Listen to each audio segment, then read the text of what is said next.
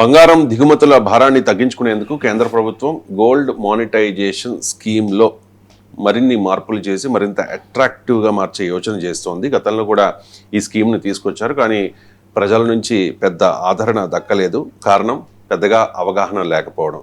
Sir, భారత్లో ప్రజల దగ్గర అలాగే దేవాలయాల దగ్గర ఉన్న ఆర్నమెంటల్ బంగారం 50,000 టన్నుల వరకు ఉంటుంది అనేది ఒక అంచనా sir.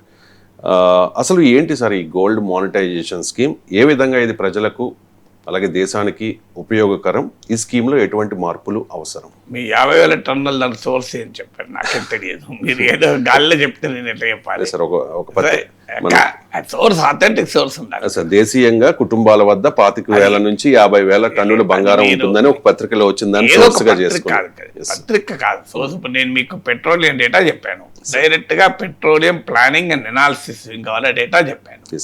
So Desh is the authentic ministry of petroleum planning analysis వాళ్ళ డేటా ప్రకారం గ్లోబల్ ఆయిల్ ప్రెసెంట్ ఉందో చెప్పాను. అందువల్ల ఏదో పత్రికల్లో ఎక్కడో ఏదో వస్తుంది ఆన్సర్ నాకు కాదు. మీకు వరల్డ్ గోల్డ్ కౌన్సిల్ లెక్కల ప్రకారం అథెంటిక్ బాడీ, ఈవెన్ మన ప్రభుత్వ సంస్థ లెక్కల ప్రకారం కూడా అంచనా కరెక్ట్గా ఎవరికి తెలియదు ఎంత గోల్డ్ ఉంది అనేది. ఇక్కడ ఎవరైనా ఇళ్లలోకి పోయి తొంగి చూసి మన లాకర్లో ఓపెన్ చేసి చూడరు కదా. 25,000 to 30,000 టన్స్ గోల్డ్ మన దగ్గర ఉందని మీకు వరల్డ్ గోల్డ్ కౌన్సిల్ అంచనా, రిజర్వ్ బ్యాంక్ ఆఫ్ ఇండియా లాంటి సంస్థల అంచనా కూడా అదే. So around 25,000 to 30,000 turns. So it's a very huge. 30,000 turns కూడా మామూలు కాదు. సో ఇందులో మీకు మీరు అన్నట్టు గోల్డ్ మానిటైజేషన్ స్కీమ్ 2015 నుంచి 2025 వరకు 10 ఏళ్ల పాటు అమల్లో ఉంది. కానీ మీరు చెప్పినట్లు ప్రజల్లో అవగాహన లేకపోవడం వల్ల ఫెయిల్ కాలే. అదొక కారణమే కావచ్చు, అది ముఖ్యమైన కారణం కాదు. ముఖ్యమైన కారణం ఫెయిల్ కావటానికి ఒకటి, ఈ టైంలో గోల్డ్ ప్రైసెస్ విపరీతంగా పెరుగుతూ వచ్చాయి. ఈ గోల్డ్ మానిటైజేషన్ స్కీమ్ అంటే ఏంటో మనకు అర్థం కావాలి. ప్రజలు తమ దగ్గర ఉన్న బంగారం నగలు కానీ, బార్లు కానీ, కాయిన్స్ కానీ, ఏదైనా కానీ మీరు బ్యాంకుకి ఇస్తే బ్యాంకు దాన్ని 2% ఇంట్రెస్ట్ ఇస్తుంది. సో ఆ బ్యాంక్ ఏం చేస్తుంది, దాన్ని కరిగించి బ్యాంక్ మార్కెట్లో సర్క్యులేషన్లో పెడుతుంది. మళ్ళీ మీరు కావాలన్నప్పుడు మీకు దాని ఈక్వల్ గోల్డ్ అయినా ఇస్తుంది, లేదా గోల్డ్ ప్రైస్కి కావాల్సిన రూపీస్ అయినా ఇస్తుంది. అంటే మీరు ఇప్పుడు ఉదాహరణకు 10 తులాల మీ నగలు తీసుకుపోయి మీరు బ్యాంకులో పెడతారు. బ్యాంక్ ఏం చేస్తుంది, ఆ నెక్లెస్లో బంగారం ఎంతో లెక్క కట్టి ఆ బంగారానికి 2% ఇస్తుంది. మళ్ళీ మీరు కావాలన్నప్పుడు మీకు ఈక్వలెంట్ మీరు ఎంత గోల్డ్ అయితే బ్యాంక్ ఇచ్చారో అంతే గోల్డ్ అయినా ఇస్తారు, ఆ గోల్డ్కి సమానమైన రూపాయలైనా ఇస్తారు. ఈ లోపల ఎవరి ఇయర్ నీకు ఇంత కొంత మినిమం ఐ థింక్ 2% ఉన్నట్టు మినిమం ఇంట్రెస్ట్ వస్తుంది. ఇప్పుడు ఇంట్లో పెట్టుకున్నా, మన బ్యాంక్ లాకర్లో పెట్టుకున్నా మన బంగారం మీద 9 పైసలు ఆదాయం ఉండదు. బంగారం ధర పెరిగితే లాభమే తప్ప రెగ్యులర్గా లాభం ఉండదు.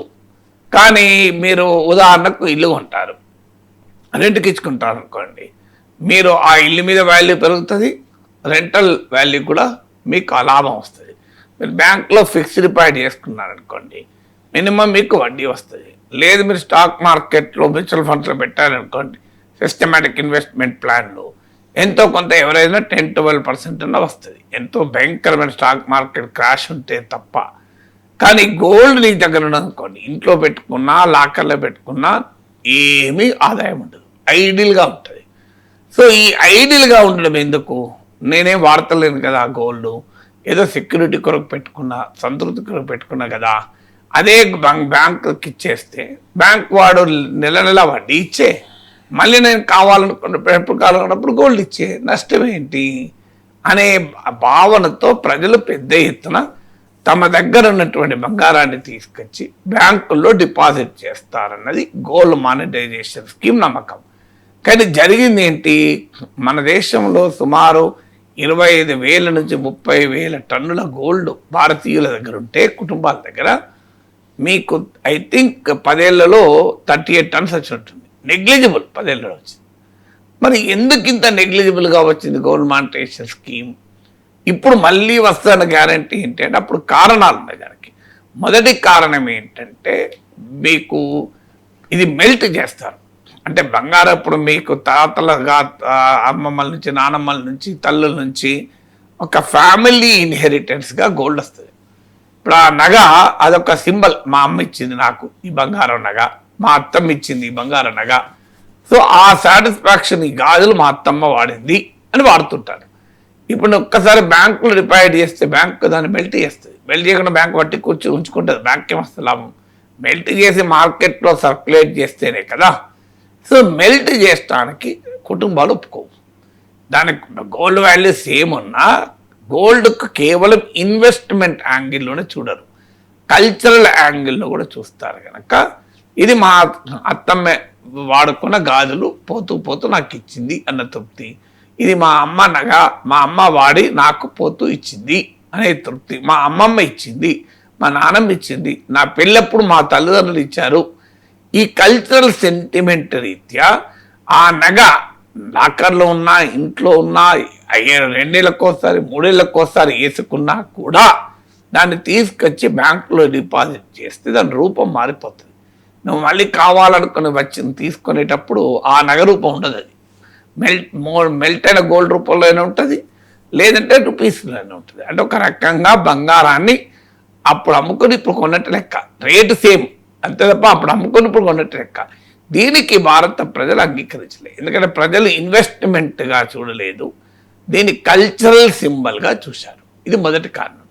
రెండో కారణం ఏంటంటే ఒక్కసారి గోల్డ్ డిపాజిట్ చేస్తే ఇప్పుడు నీకు ఎక్కడికి వెళ్ళి వచ్చింది ఈ గోల్డ్ సంపాదించడానికి నీకు నోన్ సోర్స్ ఆఫ్ ఇన్కమ్ ఉందా? నీ ఇన్కమ్ నెలకు 25,000 జీతం, నీ దగ్గర 100 తులాల గోల్డ్ ఉందనుకోండి, వెళ్ళి బ్యాంక్లో డిపాజిట్ చేసావనుకోండి, భయం ఉంటుందా? ఉంటుంది. ఈ 100 తులాల గోల్డ్ ఎక్కడ అడుగుతాను నన్ను అని. 25,000 అవసరం లేదు, 1,00,000 రూపాయలు 2 లక్షల జీతం ఉన్నవాడు కూడా భయపడతాడు. నాకు మరి గోల్డ్ నా దగ్గర ఉంది అని ఇప్పుడేమో ఎవరికి తెలియదు, నేను చెప్పుకుంటే తప్ప ఎవరికి తెలియదు. సో ఏ ఇన్కమ్ ట్యాక్స్ వాడు వచ్చి పర్సనల్గా ఇంట్లో ఉన్న గోల్డ్ ఎంత అనేది వెరిఫై చేయరు. వెరిఫై చేసినా ఏమీ చేయలేరు. ఎందుకంటే ఒక మినిమం వరకు పెద్ద ప్రాబ్లం ఏమీ ఉండదు. మినిమం దాటి ఉంటేనే ఐటీ వాళ్ళు పట్టుకుంటారు. మనకు 90% మిడిల్ క్లాస్ ఫ్యామిలీస్ 99%కు మినిమం మించి ఉండదు. ఇన్కమ్ ట్యాక్స్ లిమిట్లను దాటేమి ఉండదు. సో అందువల్ల మీకు కిలో బంగారం ఉన్నా కూడా మా నాన్నమ్మ నుంచి వచ్చింది, మా తాతమ్మ నుంచి వచ్చింది, ప్రూఫ్ ఏంటి? దాన్ని మార్చుకుంటూ వచ్చాము. సో ఇది ఫ్యామిలీ గోల్డ్ అనే దానికి లెక్క ఉండదు. ఎవరు అడగరు, దీనికి ఆదాయ పని లెక్కలు చెప్పేట్టు అన్నారు. ఈ బంగారానికి ఎన్నికలు వచ్చింది, సంపాదన ఉందా అని అడగరు. కానీ the moment you deposit in the bank అది అకౌంటబుల్ అవుతుంది. సో మన దేశంలో ట్యాక్స్ అకౌంటబిలిటీకి రావడానికి చాలామంది అంగీకరించరు, ట్యాక్స్ స్క్రూటినీకి రారు. కానీ నార్మల్గా అయితే నీ దగ్గర ఏమున్నా ట్యాక్స్ వాళ్ళకి చెప్పాలి, కానీ చెప్పరు. సో ఇది రెండవ భయం. అంటే ట్యాక్స్ వాళ్ళకి ఎక్కడ తెలుస్తుంది, ఇన్కమ్ ట్యాక్స్ ఎట్లా పట్టుకుంటారు అనేటువంటిది. తన దగ్గరున్న ఆస్తి అయిన బంగారాన్ని బయటికి చెప్పడం ఇష్టం ఉండక బ్యాంకులో డిపాజిట్ చేయాలి. అది రెండవ కారణం. మూడో కారణం ఏంటి? ప్రభుత్వానికి కూడా లాస్ అయింది. అందుకే 2025 తర్వాత డిస్కంటిన్యూషన్. ప్రభుత్వానికి ఎందుకు లాస్ అయింది? బంగారం ధర గతంలో చాలా స్టేబుల్గా ఉండేది, ఇప్పుడు అలా కాదు కదా. ఇప్పుడు మీకు 2024లో 28% పెరిగింది, 2025లో 65% పెరిగింది, 2026 ఫస్ట్ 3 monthsలోనే 10% పెరిగింది. ఇప్పుడు మరి బ్యాంకు వాడి పని ఏంటి? బ్యాంక్ వాడు 2023లో గోల్డ్ మానిటైజేషన్ స్కీమ్ కింద కొని వాడు మార్కెట్లో సర్క్యులేట్ చేసి పడేశాడు. ఇప్పుడు 2026లో మళ్ళీ గోల్డ్ కావాలంటే ఇవ్వాలంటే అప్పటి రేటుకు 100% పైన కట్టివ్వాలి. సో బ్యాంక్స్కు ఈ gold monetisation scheme highly volatile gold prices వల్ల, భారీగా బంగారం ధర పెరగడం వల్ల ఇది లాస్గా మారిపోయింది. థర్డ్ రీజన్ బ్యాంకులు. ఫోర్త్ రీజన్ ఏంటంటే బ్యాంకులకు దీంట్లో పెద్ద ప్రాఫిట్ లేదు. సో దీంట్లో పెద్ద ప్రాఫిట్ మార్జిన్ లేకపోవడం వల్ల వాళ్ళు ఆసక్తి కూడా చూపలేదు. ఈ 4 ప్రధానమైన కారణాలు. అది వదిలేసి మీరు అవగాహన లేకపోవడం వల్లనే గోల్డ్ మానిటైజేషన్ స్కీమ్ ఫెయిల్ అయిందని నిజం కాదు. ఈ 4 కారణాలతో పాటు అవగాహన లేకపోవడం కూడా ఒక కారణం కావచ్చు. కానీ ఎంత అవగాహన లేకపోయినా దేశంలో 25,000 టన్నుల నుంచి 30,000 టన్నుల గోల్డ్ ఉంటే 38 టన్నులు ఎందుకు వస్తుంది మార్కెట్లోకి? అవగాహన లేకపోయినా. సో అందువల్ల ఇప్పుడు గోల్డ్ మానిటైజేషన్ స్కీమ్ రీవ్యాంప్ చేయాలి అన్నది టార్గెట్. ఎంత తీసుకురావాలంటే కనీసం మార్కెట్లో ఉన్న గోల్డ్లో ఒక 5%, అంటే కుటుంబాల వద్ద ఉన్న గోల్డ్లో ఒక 5% ఈ మానిటైజేషన్ స్కీమ్ ద్వారా బయటికి తీసుకురావాలి అని. 5% తీసుకొస్తే ఎంత అవుతుంది? ఇప్పుడు 25,000 టన్నుల గోల్డ్ ఉందనుకోండి, 1250 టన్స్ వస్తుంది. 30,000 టన్నుల గోల్డ్ అనుకో, 1,500 టన్నుల గోల్డ్ వస్తుంది. సో ఇది మన దేశం ఇక గోల్డ్ ఇంపోర్ట్ చేసుకోవాల్సిన అవసరమే ఉండదు. అంటే ఇవాళ గోల్డ్ డిమాండ్కు తగినంతగా మార్కెట్లో రీసైకిల్ గోల్డ్ వస్తుంది. దీన్ని రీసైకిల్ గోల్డ్ అంటారు. అంటే ఇంటర్నల్గానే రీసైకిల్ గోల్డ్ వస్తుంది. అంటే మన దేశంలో ఉన్న కుటుంబాల వద్ద ఉన్న బంగారంలో కేవలం 5% దిగుమతి మన గోల్డ్ మానిటైజేషన్ స్కీమ్ ద్వారా బయటికి తీసుకొస్తే ఇక ఇండియా $1 కూడా గోల్డ్ ఇంపోర్ట్స్ మీద పెట్టాల్సిన అవసరం లేదు. ఇవాళ గోల్డ్ మీకు పెట్రోల్తో పోటీ పడుతుంది. డాలర్లు ఖర్చు పెట్టిన వాళ్ళు దేశంలో కరెంట్ అకౌంట్ డెఫిసిట్ పెరగటానికి కారణమవుతుంది. ఇప్పుడు ఒక 5% గోల్డ్, ఒక 1250 టన్నుల గోల్డ్ కనుక ఈ గోల్డ్ మానిటైజేషన్ స్కీమ్ ద్వారా తీసుకురాగలిగితే $90 బిలియన్, 9,000 కోట్ల డాలర్ల మేరకు బంగారం సప్లై పెరుగుతుంది. దానివల్ల మనం ఇంపోర్ట్ చేసుకోవాల్సిన అవసరం ఉండదు. సో అందువల్ల దేశ ఫారిన్ ఎక్స్చేంజ్కు ప్రమాదం లేదు. ప్రధానమంత్రి కోరినట్టు ఏడాది దాకా బంగారం కొనడం వాయిదా వేయాల్సిన అవసరమే లేదు. కొనేవాడు కొంటుంటాడు, అమ్మేవాడు అమ్ముతూ ఉంటాడు. అందువల్ల ఈ గోల్డ్ మానిటైజేషన్ స్కీమ్ రీవ్యాంప్ చేసి మళ్ళీ ఇంట్రడ్యూస్ చేయండి అని. మరి రీవ్యాంప్ చేసినప్పుడు గతంలో ఫెయిల్ అయిన వాటికి వచ్చిన సమస్యలు మళ్ళీ వస్తాయి కదా. అందుకే ఇప్పుడు ఏం చేస్తున్నారంటే కేవలం బ్యాంకులే కాదు, ప్రతి జ్యువెలరీ, కొన్ని రికగ్నైజ్డ్ జ్యువెలరీ షాప్స్ కూడా గోల్డ్ మానిటైజేషన్ స్కీమ్ కింద గోల్డ్ను డిపాజిట్ చేసుకోవటానికి అనుమతించాలి అన్నది. All India bullion and gold Smith association, jewelleries అసోసియేషన్లు కేంద్ర ప్రభుత్వానికి రాసిన లేఖలు ఇదే చెప్పారు.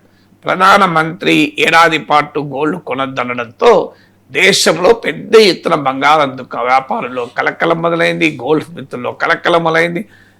ఈ gold refining, gold making, ornament making, gold ornaments షాపులు, గోల్డ్ స్మిత్లు, వీళ్ళందరూ కొన్ని లక్షల మంది ఉపాధి దెబ్బతిన్నది.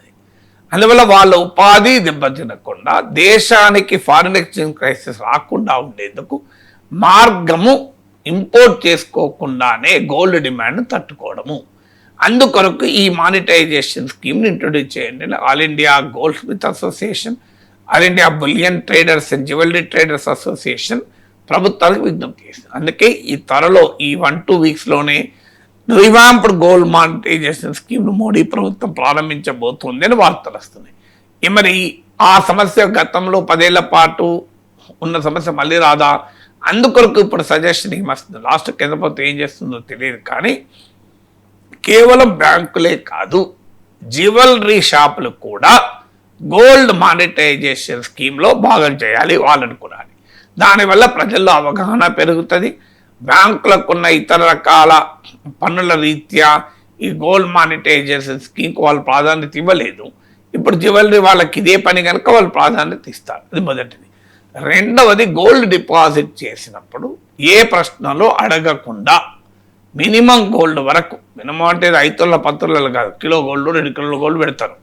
అక్కడి వరకు ఎవరు ఏ ప్రశ్న అడగరు. ఈ గోల్డ్ ఎలా వచ్చింది? ఇప్పుడు voluntary disclosure of income, voluntary disclosure of wealth schemes వచ్చాయి గతంలో. నీకు వాటికి ఏ లెక్కలు అడగరు. అందువల్ల గోల్డ్ డిపాజిట్ చేసేటప్పుడు ఈ గోల్డ్ నీకు ఎలా వచ్చింది అని అడగకూడదు. ఇది ఒక సజెషన్. మరి ప్రభుత్వం అంగీకరిస్తూ లేదు.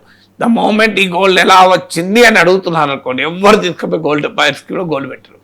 ఇక మూడవది, మరి గోల్డ్ మన దగ్గర కల్చరల్ సింబల్ కదా, మరి గోల్డ్ ఇలా తన ఇంటి నగలు తీసుకెళ్ళి బ్యాంకులో డిపాజిట్ చేస్తే వాళ్ళు మెల్ట్ చేసేస్తారు కదా అనే భయం ఉంటుంది. కానీ ఇటీవల కాలంలో ధోరణి ఏమవుతుందంటే గోల్డ్ను ఇన్వెస్ట్మెంట్ కొరకు కొనడం పెరుగుతుంది. First time in the history of India, భారతదేశ చరిత్రలో మొదటిసారిగా జనవరి-మార్చ్ 2026 పీరియడ్లో ఇన్వెస్ట్మెంట్ కొరకు గోల్డ్ కొన్న వాళ్ళు ఎక్కువ, జ్యువెలరీ కనుక్కున్న వాళ్ళు. మీకు ఉదాహరణకు చెప్తాను, ఈ 3 monthsలో 82 tons of gold, 82 tons of gold కేవలం ఇన్వెస్ట్మెంట్ కొరకు కొన్నారు.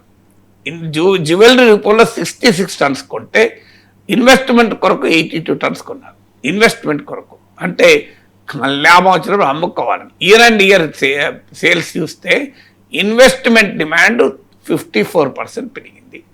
మీకు జ్యువెలరీ డిమాండ్ 19% తగ్గింది. గోల్డ్ ఈక్విటీ ఫండ్ స్టాక్ మార్కెట్లో paper gold equity traded fund ఈటీఎఫ్లో 186% పెరిగింది. ఇవాళ దేశంలో ఈ 3 నెలల పీరియడ్లో భారతీయులు కొన్న గోల్డ్లో $2,27,000 కోట్ల విలువైన బంగారం కొన్నారు ఈ 3 నెలలు. $2,27,000 crore. ఇందులో 54.3% కేవలం ఇన్వెస్ట్మెంట్ కొనుక్కున్నారు. అంటే చూడండి, మొత్తం 66 టన్నుల గోల్డ్ జ్యువెలరీ రూపంలో కొంటే 62 టన్నుల గోల్డ్ కేవలము మీకు కాయిన్స్ బార్ల రూపంలో కొన్నారు. ఇన్వెస్ట్మెంట్ రూపంలో ఒక భాగం అది. ఇన్వెస్ట్మెంట్ రూపంలో అంటే బార్లు కాయిన్లు కొన్న ఇన్వెస్ట్మెంటే, గోల్డ్ ఈటీఎఫ్లు కొన్న ఇన్వెస్ట్మెంటే. అంటే జ్యువెలరీ డిమాండ్కు సమానంగా బార్లు కాయిన్ల డిమాండ్ ఉంది. ఇది దేశ చరిత్రలో మొదటిసారి. అంటే ఇండియన్స్ పర్సెప్షన్ ఆఫ్ గోల్డ్ సిగ్నిఫికెంట్గా చేంజ్ అయింది. భారతీయులు బంగారాన్ని కేవలం ఒక స్టెబిలిటీ, సెక్యూరిటీ, స్టేటస్, ఒక వారసత్వ ఆస్తిగా మాత్రమే చూడడం లేదు. ఒక రియల్ ఎస్టేట్ ప్రాపర్టీగా, ఒక స్టాక్ మార్కెట్లో షేర్లుగా, గోల్డ్ను కూడా ఒక ఇన్వెస్టబుల్ కమాడిటీగానే చూస్తున్నారు. కనుక ఇప్పుడు మారిన ఈ పరిస్థితుల్లో గోల్డ్ మానిటైజేషన్ స్కీమ్ సక్సెస్ అవుతుంది. గతంలో కాలేదు, కానీ ఈ ఇటీవల గోల్డ్ ప్రైస్ విపరీతంగా పెరగడం వల్ల ప్రజల దృక్పథం, బంగారాన్ని ప్రజలు ఎలా భావిస్తున్నారు అన్నది మారిపోతుంది. ఎందుకంటే ప్రజల యాటిట్యూడ్ మారిపోతాయి. ఒకప్పుడు రెస్టారెంట్కి పోయి తినాలి అంటే, ఇప్పుడు మేము చిన్నప్పుడు రెస్టారెంట్కి ఎందుకు పోయేవాళ్ళు? ఇంట్లో వంట వండేవాళ్ళు లేకపోతే, వేరే ఊరు నుంచి వచ్చిన వాళ్ళు, ఇలాంటి వాళ్ళు మాత్రమే హోటల్ తినేవాళ్ళు, బ్యాచులర్లు. కానీ ఇప్పుడు అలా ఉందా?